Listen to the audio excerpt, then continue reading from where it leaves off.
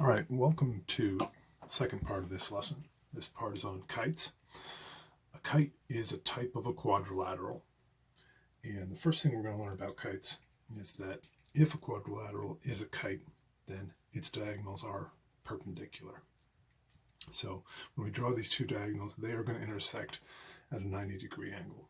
The second thing we're going to learn about kites is if a quadrilateral is a kite, then exactly one pair of opposite angles is congruent. So here you can see the angles J and L are congruent.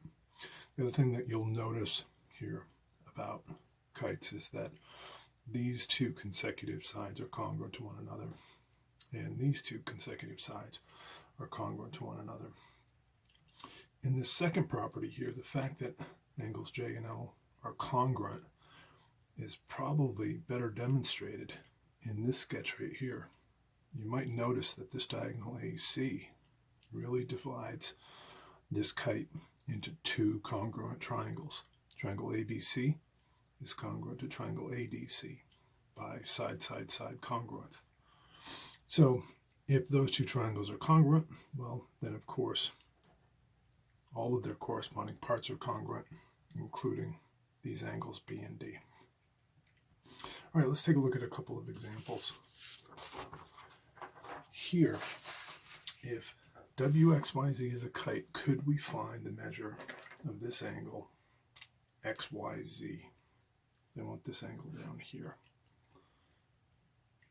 Well, if this is a kite, I really want to go ahead and just draw that long diagonal so that even if I've forgotten my properties of kites, I can recognize that I have these two congruent triangles.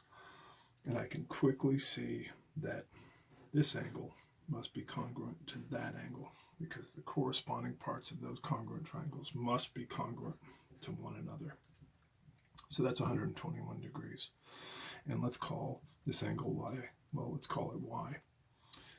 So we know if a kite is a quadrilateral, then the sum of its interior angles must be 360 degrees.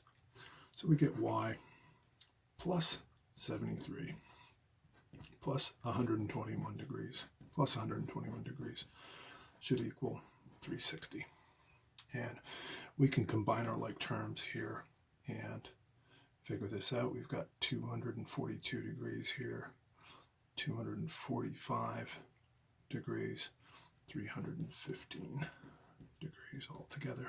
I'm going to combine those like terms, and we could subtract 315 from both sides, and we'll get Y equals 45 degrees. All right, let's try another one. We also have this example here where MNPQ is a kite. They want us to find NP. So they want us to find the length of this side right here.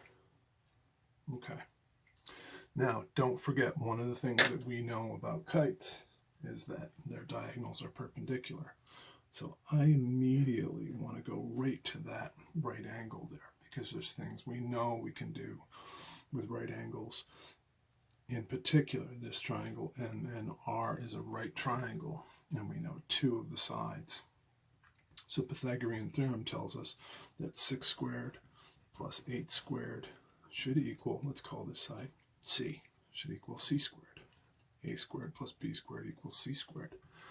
Now some of you might recognize this as the Pythagorean Triple. Hopefully you do. If you work with right triangles enough, you'll get to the point where you'll realize that 6, 8, and 10 are the sides of a right triangle. This is 6 squared plus 8 squared equals C squared. But if you forgot your Pythagorean triples, you still have 36 plus 64 equals C squared. So 100 is C squared, and you can find C by taking the square root of both sides. So you get 10 equals C. Okay, and because this is a kite, these two sides are congruent. If this is 10, then NP is also 10. All right, let's try a couple more examples. Here we have a kite BCDE, and they want us to find this angle CDE, this guy right here. So again, I think it's helpful to get in the habit of drawing that line of symmetry down the center of the kite, so you can recognize these two congruent triangles, and you can remember, even if you forgot your properties of kites, that these two angles will be congruent because they're corresponding parts of congruent triangles. So we can say that D plus 64 plus 130 plus 130 must equal 360 degrees, because that is the sum of the interior angles in a quadrilateral. And we combine like terms here. We get D plus, this is 260, plus another 60 is 320, plus 4 is 324. And if I subtract 324 from both sides, I should get D equals 36 degrees. Okay, let's try one more problem. Here we have a kite, JKLM, and they want us to find KL. This should look familiar. And if you know your Pythagorean triples, you may already see this answer. But don't forget, the important thing here is that if it's a kite, we know the diagonals are perpendicular to one another. That gives us Pythagorean Theorem. A squared plus b squared should equal c squared. 3 squared plus 4 squared should equal c squared. 3 squared is 9. 4 squared is 16. Should equal c squared. And you can see this is why it's a Pythagorean triple, because that is a perfect square.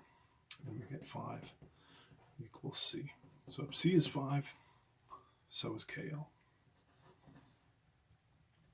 Okay, that is the end of my lesson on kites. And if you didn't already watch part A about trapezoids, please go back and watch that. Hope you found this helpful, and good luck on the homework.